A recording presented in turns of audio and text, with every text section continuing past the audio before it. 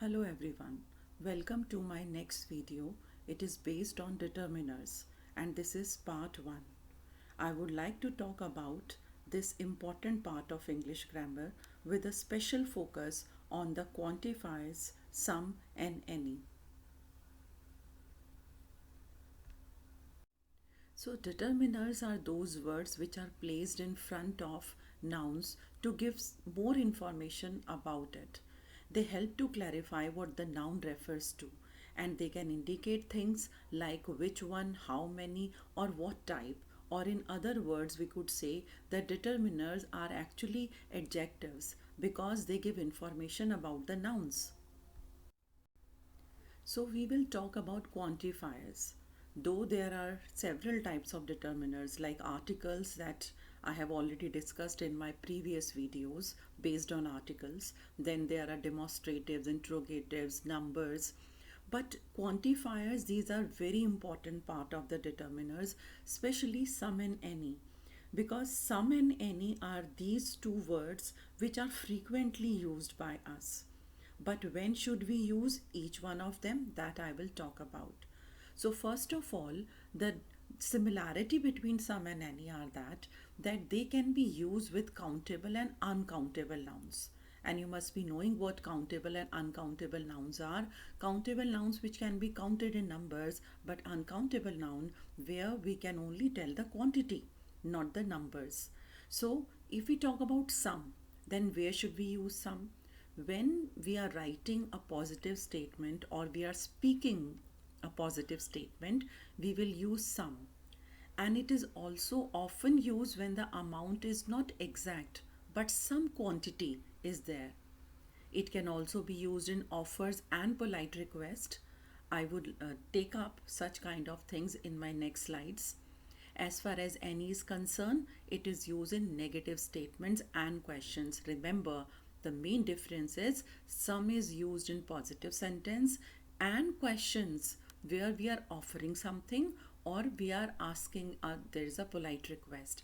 But when the statement is negative and there are questions where we are gathering information about something, then we use any, not some. Let's see some examples. He has some water. She bought some apples at the market.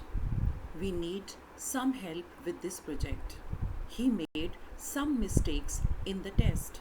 In all these examples, first, these statements are positive, and second, here whether we are talking about a countable noun or uncountable noun.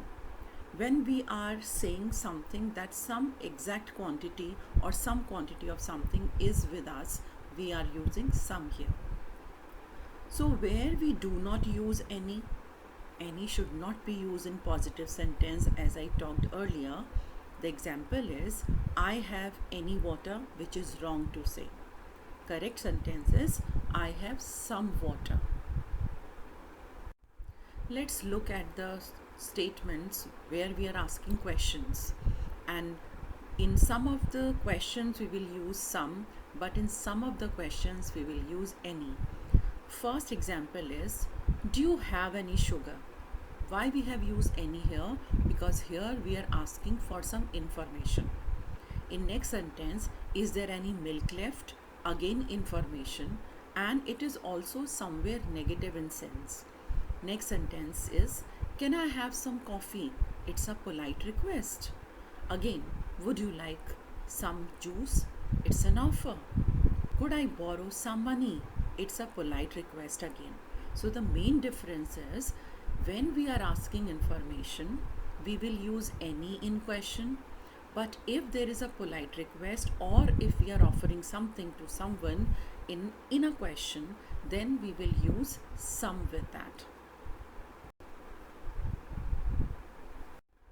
So let's summarize what we have learned today.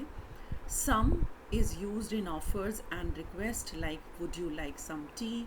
Could you give me some advice? And any is used for generality or emphasis, like you can choose any color you like. Take any book from the shelf.